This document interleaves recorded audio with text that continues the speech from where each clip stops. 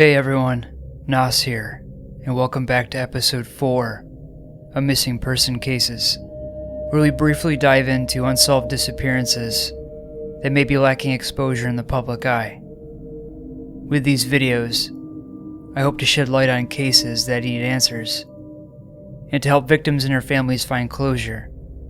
Today, I'm bringing you 10 missing person cases that are unsolved. So sit back, relax, and let's get into the video.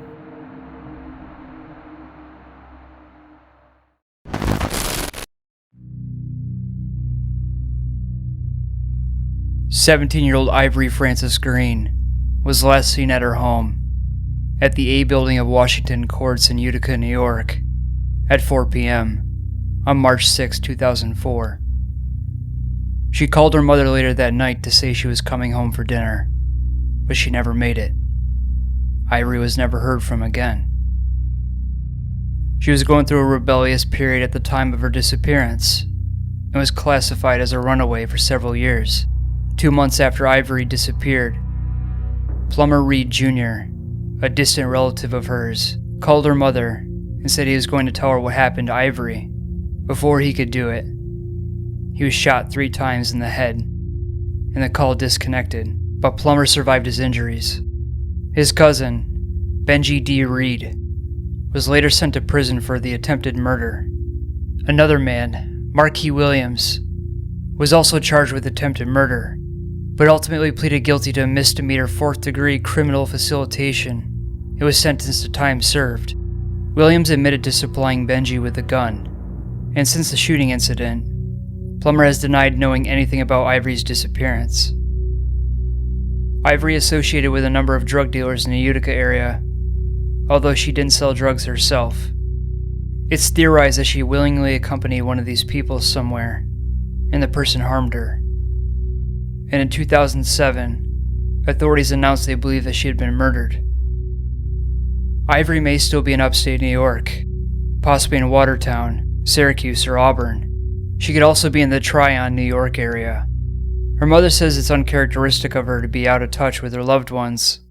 Ivory Frances Green's description is that of a 4'11" African-American woman. She has brown hair and brown eyes. She also has a mole above her upper lip, a scar behind her left ear, and an H-shaped scar on her shoulder. She was last seen wearing a dark winter coat, baggy jeans, and a black baseball cap with a bandana. She was 17 at the time of her disappearance, and she would be 36 now if she was found. If you have any information in regards to Ivory Frances Green, please contact the Utica City Police Department at 315-735-3301. Investigators believe they know what happened to Green, and they think they've already spoken to several people who know her whereabouts. Several of these individuals are currently incarcerated. Ivory Frances Green's case remains unsolved.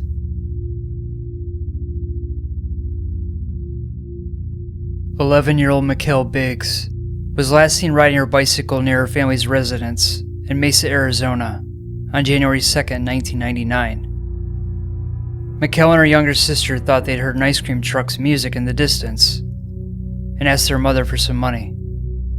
Mikayla and her sister waited for the truck near Toltec Street and El Morro Avenue at approximately 5:50 p.m. Her sister became cold and returned to the family's home for a coat. Their mother sent her back for Mikayla, but she had disappeared. Mikayla's bicycle and her 2 quarters were found near the street where she had been standing. The bicycle was not at the corner, but partially back towards the house. It was lying on its side with the wheels still spinning. Mikayla and her sister were only separated for about 90 seconds. Authorities searched the entire area near Mikayla's family's home, but no evidence pertaining to her whereabouts was found. Search dogs lost her scent after only a few feet, suggesting that she was abducted by a vehicle and driven away. Authorities were unable to confirm if an ice cream truck was in the area at the time she vanished, but all ice cream vendors in the area were cleared of involvement in Mikayla's case. Known in the vicinity were also cleared of any connection to Mikayla. There have been many false leads in Mikayla's case.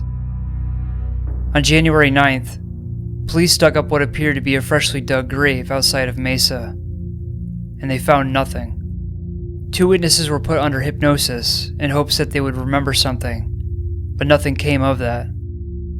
A copper-colored Jeep was reportedly spotted near Mikayla's home at the time she was last seen, but when its driver was located, he was ruled out as a suspect, and he had seen nothing unusual. Houses in the neighborhood were searched with consent from their owners, but to no avail. Only one homeowner refused to permit a search. He is not considered a suspect. On March 10, 1999, a man reportedly tried to abduct 2 girls, a 10-year-old and an 11-year-old, from a schoolyard. Police thought the incident might have been connected to Mikayla's case, but the abduction was revealed to be a hoax. Investigators have released sketches of 2 possible suspects in the case. The sketches were not widely publicized, since authorities are not certain if the men are connected to her case. Mikayla's father believes he knows who was responsible for his daughter's apparent abduction. D. Blalock lived 2 blocks away from Mikayla's home in 1999. He had prior convictions for in 3 states. He was registered as a... In 2001, he was convicted of and trying to kill her. He is presently serving a 15.5-year sentence in an Arizona prison. His wife provided him an alibi for the time Mikayla disappeared, saying he was in their home garage the entire night. Mikayla's parents went to prison to visit him directly and asked him if he was involved in her disappearance, but he repeatedly told them he knew nothing about it. Mikayla's family now lives in Gilbert, Arizona. On the 5th anniversary of her disappearance, her family held a funeral for her with an empty casket. They believe Mikayla was murdered shortly after she disappeared. No charges have been filed against anyone in her case. Mikayla is described as an intelligent, artistic, and sociable person, and an honor student. She played the clarinet and was a member of her school student council at the time. She wanted to become an animator when she grew up. Her favorite color is purple, and she has 2 younger sisters and a younger brother. Mikayla Biggs' description is that of a 4'8" Caucasian girl. She has brown hair, hazel eyes, and prominent upper front teeth. Her ears are pierced and she has several moles on the left side of her neck. She was last seen wearing a red t-shirt with her elementary school's name Lindbergh on the front of it, bell-bottom jeans, and white canvas shoes. She was 11 at the time of her disappearance, and she would be 35 now if she was found. If you have any information in regards to Mikayla Diane Biggs, please contact the Mesa Police Department at 480-644-2211. There are very few leads in Mikayla's disappearance. Sadly, her case remains unsolved to this day.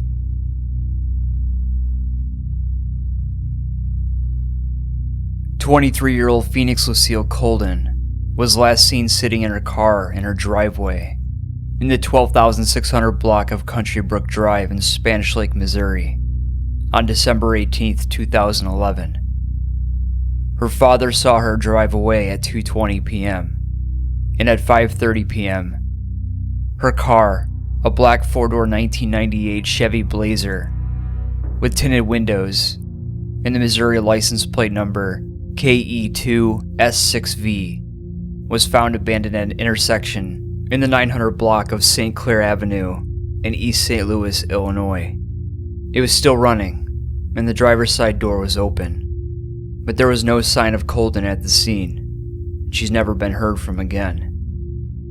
The police had the car towed, not realizing it belonged to a missing person. Colden's loved ones described her as a responsible, intelligent, and deeply religious young woman.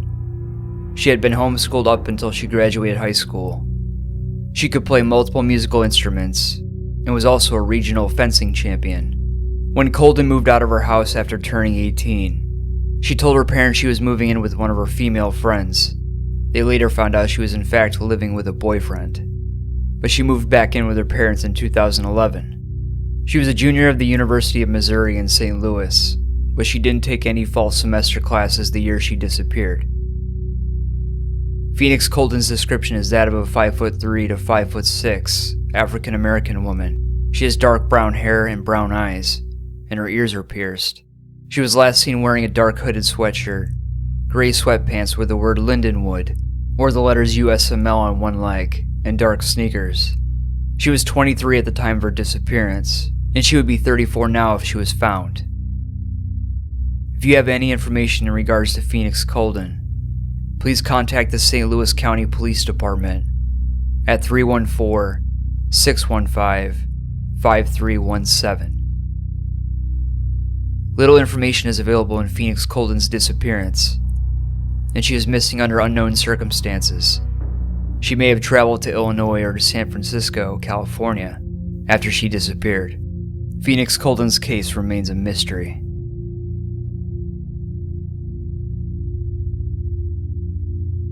"34-year-old Marie Chantal Deli was last seen leaving her cashier job at Walmart in a 3400 block of US 41 on Thai Miami Trail East in Naples, Florida, at approximately 4:35 p.m. on May 17, 2010. Her husband dropped her off at work at 8:30 a.m., but he doesn't know who picked her up.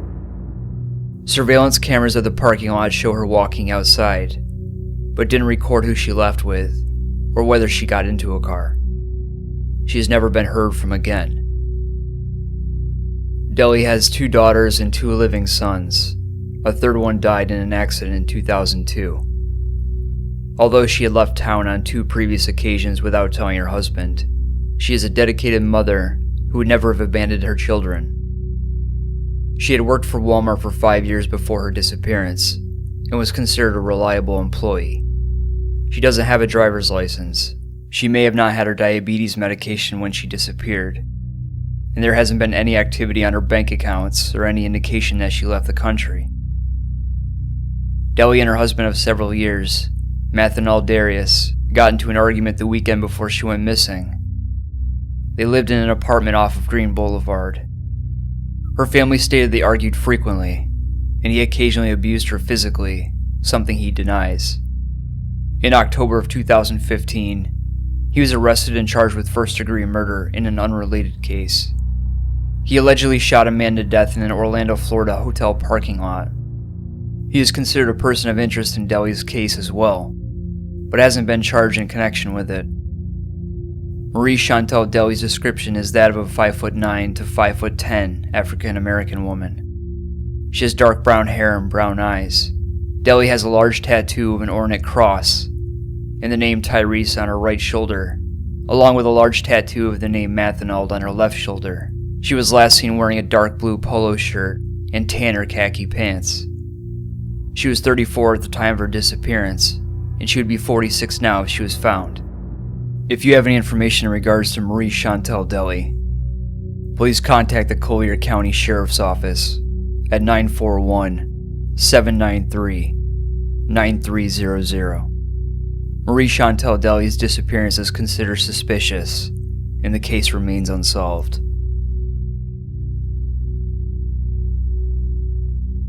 "25-year-old Aubry Dameron was last seen walking away from her mother's residence off 280 Road north of Grove, Oklahoma at 3 a.m. on March 9, 2019. She had messaged several people on Facebook asking for a ride from her mother's home, but no one responded, and it's unclear whether anyone picked her up. She has never been heard from again.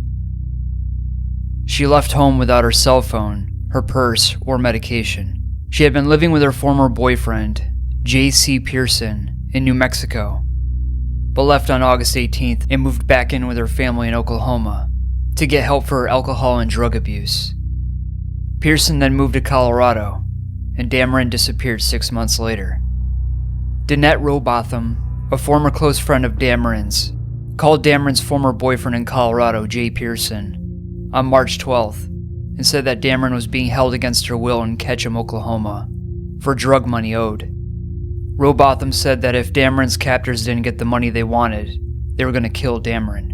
She asked Pearson for money and said she'd contribute some of her own help to get Dameron released. When the police interviewed Robotham about what she told Pearson, she admitted her claim of kidnapping and ransom was untrue and was charged with extorting money from Pearson.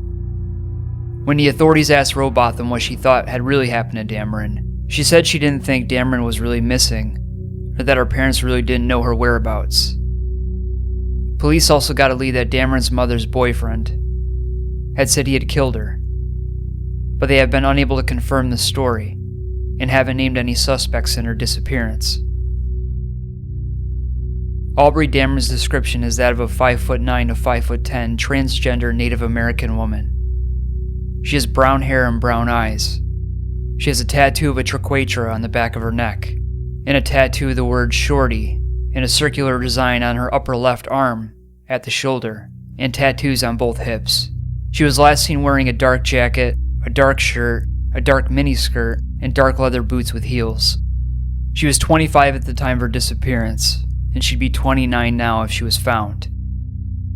If you have any information in regards to Aubry Dameron, please contact the Delaware County Sheriff's Office at 918-253-2700 or the Oklahoma State Bureau of Investigation at 918-582-9075. Because of her transgender identity and the fact that it's uncharacteristic of her to be out of touch with her family, she's considered to be at risk. Sadly, Aubry Dameron's case remains unsolved.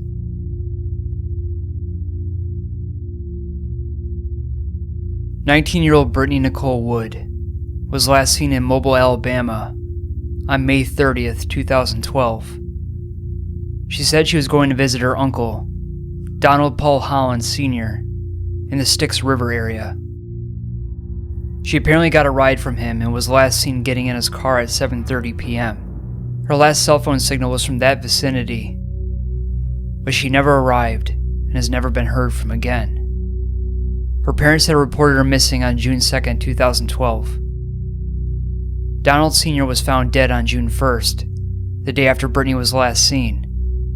At the time of his death, he was under investigation for... He had been shot, and his death was ruled as a... But some people doubt this explanation, because the gunshot wound was in the back of Donald Sr.'s head, which is unusual for... Authorities found Brittany's cell phone battery in his truck after his death.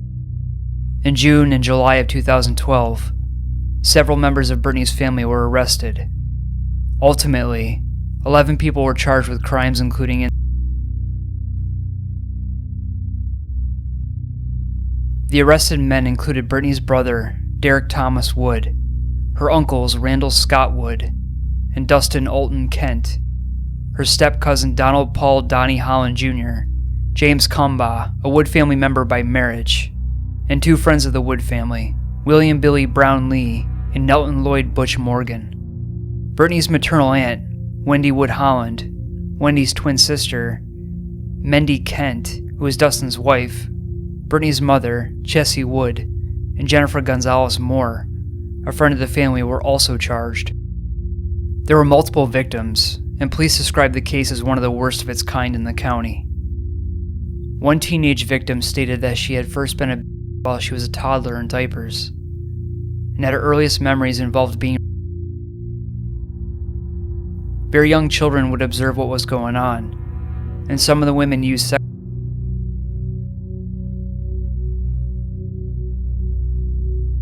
Authorities determined Brittany had been a victim of starting when she was 4 or 5. Police were planning on questioning her, but she disappeared before they could. Wendy Wood Holland was sentenced to 219 years in prison, Mendy Kent to 40 years, Dustin Kent to 17 years, and Randall Wood to a split sentence 15 years, of which he only served 3. Derek Wood and Donald Holland Jr. were both granted youthful offender status, meaning their records are sealed. Jessie Wood pleaded guilty to misdemeanor reckless endangerment and served no time. William Brown Lee was sentenced to 21 years, and Nelton Morgan to 10 years in prison and 5 years of probation. The case outcomes for James Combaugh and Jennifer Gonzalez Moore are unknown. None of the trials and guilty pleas led to any further information about Brittany's whereabouts or fate. Brittany left behind a young daughter. She didn't have a car at the time of her disappearance, and her mother stated she would not have run away from home. Brittany Wood's description is that of a 5'3" Caucasian girl. She has blonde to brown hair and blue eyes. Her lips are pierced and she has a tattoo with the name Peyton surrounded by butterflies on her left leg. She was last seen wearing a blue t-shirt, blue denim shorts, and flip-flops. She was also carrying a pink or teal tote bag containing extra clothes, a red curling iron, a makeup bag, and a cell phone. She was 19 at the time of her disappearance, and she would be 30 now if she was found. If you have any information in regards to Brittany Wood, please contact the Mobile Police Department at 251-208-7211. Authorities believe she may have been taken against her will and may have been murdered. Brittany Wood may still be in the local area, but sadly her whereabouts remain a mystery.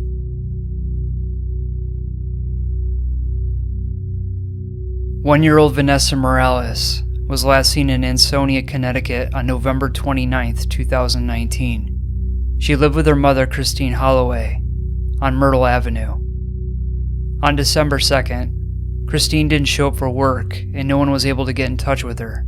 The police were sent to Christine's home on Myrtle Avenue to do a welfare check and found her body in the bathtub. She had been beaten to death.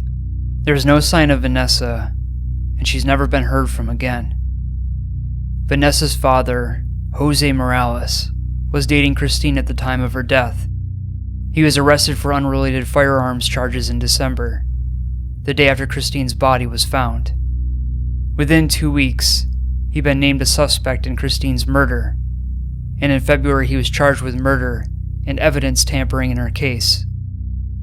He has not been charged in the connection with his daughter's disappearance, however. Jose is the last person known to have been with Vanessa. She wasn't with him at the time of his arrest, and he denies any involvement in her case or in Christine's death. He told investigators he was in the bathroom at the Myrtle Avenue residence when he looked out the window and saw two men running towards the front door. Jose said he was under the influence of the drug PCP at the time, and that he tried calling 911, but was punched in the face and knocked out. The next thing he remembered was driving to his residence in New Haven, Connecticut. There was a call placed to 911 from Jose's phone at 1:52 p.m. on December 1st. It pinged off a tower 1 street over from Christine's house. During the call, a slurred male voice said Myrtle Avenue, but didn't give an exact address, even after the dispatcher asked multiple times. When the audio recording was enhanced, a female voice could be heard in the back room saying, "Stop, hang up, who are you calling?" The call was disconnected a short time later. According to neighbors, Jose left Christine's home only about a half an hour before the police arrived to check on her welfare and found her body. A day earlier, Jose's car had been seen on video surveillance footage near a clothing donation bin in Derby, Connecticut. Workers sorting items in the bin found several blood-stained items, including a puzzle, a man's shirt, and a children's book. The blood was Christine's. Some of Vanessa's belongings were never found, including a pink, purple, green, and blue teething keyring, a white blanket with multicolored polka dots, and a heather gray Eddie Bauer First Adventure backpack-style diaper bag. Christine had an iPhone 8 with a black case, which was also missing, and last pinged in the Naugatuck, Connecticut area. Authorities believe Vanessa may still be alive, and still somewhere in Connecticut. Her father hasn't provided any information on her disappearance or Christine's murder. Vanessa Morales' description is that of a 2-foot Caucasian infant. She has brown hair and brown eyes. She was 1 at the time of her disappearance, and she would be 4 now if she was found. If you have any information in regards to Vanessa Morales, please contact the Ansonia Police Department at 203-735-1885. Jose Morales is awaiting trial in Christine's death, while Vanessa's case remains unsolved.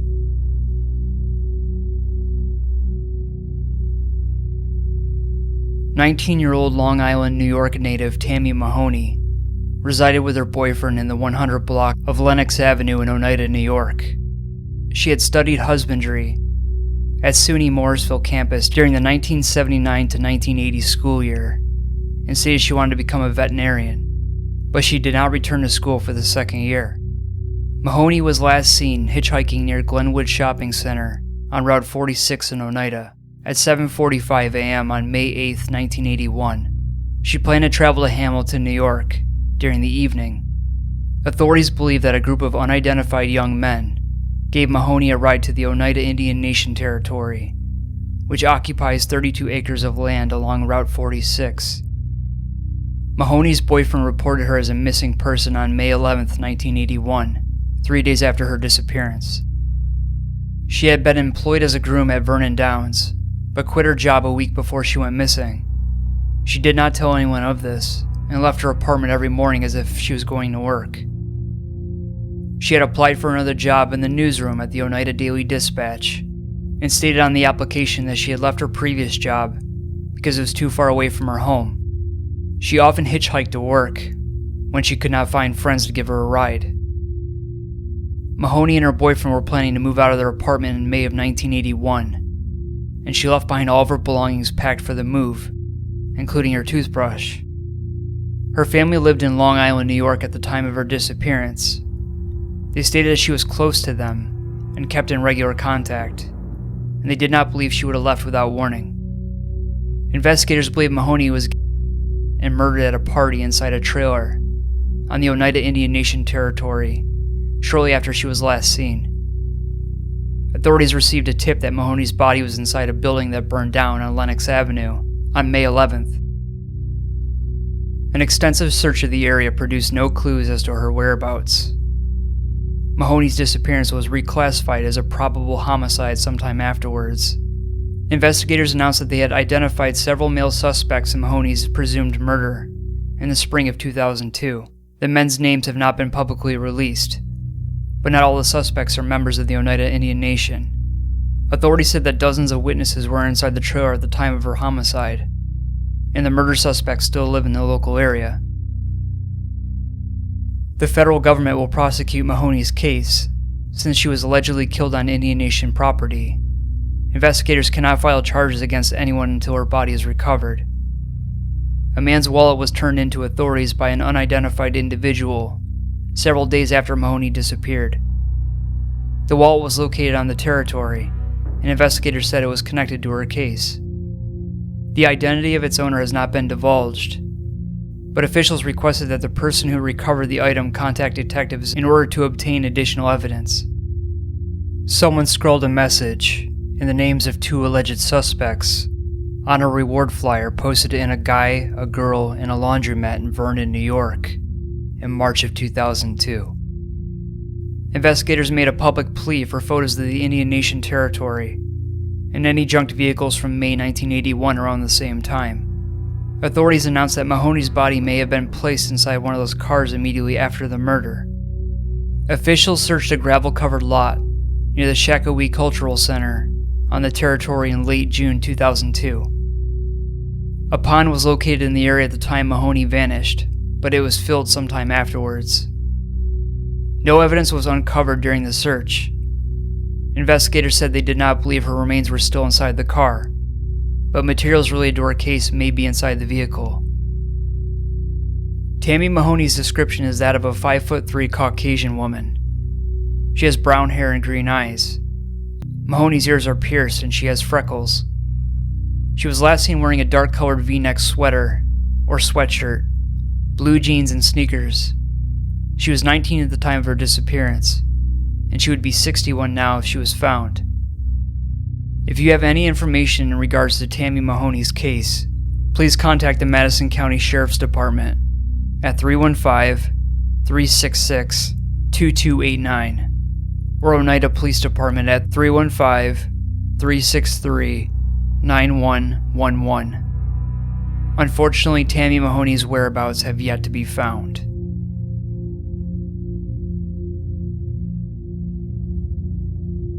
"22-year-old Christina Voltaire was last seen at her apartment on Avenue K Southeast in Winter Haven, Florida, on January 8, 2011. She lived alone in the Brickshire Apartments complex and was attending Kaiser University, studying nuclear medicine.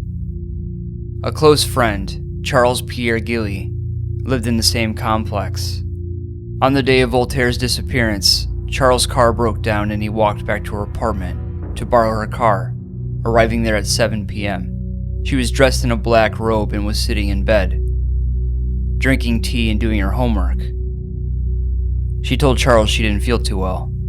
He spent a few minutes with her before leaving, locking the door behind him. He drove Voltaire's car, a tan 2001 Hyundai Elantra with the Florida license plate number LOOHM, back to his own vehicle to look over the damage. When Charles returned to Voltaire's apartment about 45 minutes later, she was gone. Her purse, laptop, and keys were there. The robe she'd been wearing was lying on the bed, and there was no indications of a struggle. Charles became suspicious as hours passed without Voltaire returning home. He checked the windows in her apartment and nothing was loose. It was he who reported her missing. Christina Voltaire has never been heard from again. Voltaire's 1-year-old daughter died of undetermined causes almost a year prior to her disappearance. Her family stated she was coping with the death, as well as might be expected. She planned to move back to Palm Bay, Florida, where many of her family members lived, transfer to Kaiser University campus there, and visit her mother in Haiti in the spring. She didn't have a cell phone or credit cards, making her difficult to track. Her passport expired and there was no evidence that she left the country. Disciol Pierre Gilly, Charles' brother, was Voltaire's boyfriend. Voltaire had told her father he was physically aggressive and jealous, and that she was afraid of him. Disciol had been charged with aggravated assault with a firearm in connection with a shooting in 2008, but he was acquitted. Although Charles was extremely cooperative with the police investigating Voltaire's disappearance, Disciol refused to speak to them and hired a lawyer. In a media interview, Disciol said that he and Voltaire had ended their relationship on good terms 8 to 10 months before she went missing, after he found out he was not the father of her daughter. He maintains his innocence in Voltaire's disappearance and said he was never abusive to her. Disciol said that he believed Charles and Voltaire were romantically involved, which is something that Charles denies. Christina Voltaire's description is that of a 5'2" African-American woman. She has dark brown hair and brown eyes. She was last seen wearing a dark nightgown. She was 22 at the time of her disappearance, and she would be 34 now if she was found. If you have any information in regards to Christina Voltaire, please contact the Winter Haven Police Department at 863-291-5858. Due to the circumstances involving Christina Voltaire's case, investigators believe she may be in danger. Her case remains unsolved.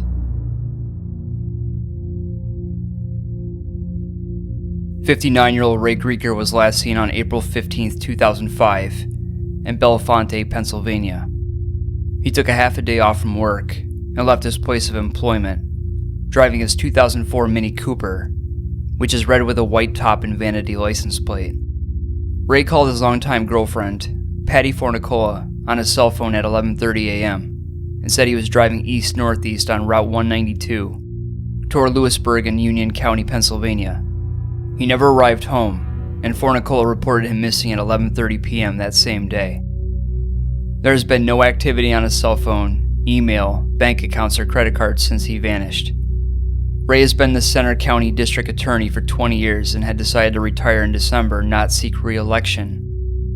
He is described as a hardworking and dedicated lawyer. He was involved in some high-profile cases, but authorities stated that no threats had been made against him, and they did not believe his disappearance had anything to do with his job. His loved ones reported he felt overworked and fatigued before he went missing. He was so exhausted that Fornicola suggested he see a doctor, but he apparently did not do so. The day after Ray vanished, his car was found in a dirt parking lot on the outskirts of Lewisburg in Union County, near the Susquehanna River, 45 miles east of Bellefonte. There was no sign of him at the scene and no signs of foul play, but cigarette ashes were found inside his vehicle, and Ray dislikes cigarette smoke and would be unlikely to allow someone to smoke in his car.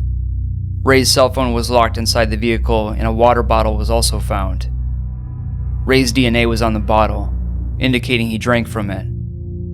The Mini Cooper's keys were missing and have never been found. An antique store was close by, and its proprietor thought Ray might have been in his shop that day, but this has not been confirmed. The store owner said the man he saw appeared to be waiting for someone. Ray is interested in antiques and had been in the store before. None of Ray's luggage, clothing, or other belongings were found to be missing from his home he shared with Fornicola, but his county-issued laptop and sunglasses disappeared with him. The laptop's case and charger were left behind. In late July 2005, Ray's laptop was found by a fisherman in the Susquehanna River, lodged against a bridge support several hundred yards from where his car had been found. It was determined that the hard drive had been removed before the computer was thrown into the water.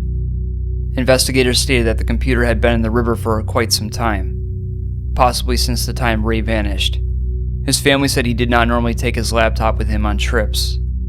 In late October of 2005, over 6 months after Ray's disappearance, his computer hard drive was found on the banks of the Susquehanna River. The hard drive was so badly damaged, however, that investigators were unable to obtain any clues from it. They later discovered that before his disappearance, someone had done searches on Grieker's home computer for how to wreck a hard drive and water damage to a notebook computer. Ray's brother Roy J. Grieker disappeared under similar circumstances in Dayton, Ohio in May of 1996. He told his wife he was going out to buy some mulch and never returned, and later his body was pulled from the Great Miami River. Roy's drowning was ruled as a... Authorities investigated the possibility that Ray suffered from depression and took his own life as his brother did, but there is no evidence to support this theory. There were possible sightings of him in Wilkes-Barre, Pennsylvania on April 18th, and in several other states across the country in the months after he went missing.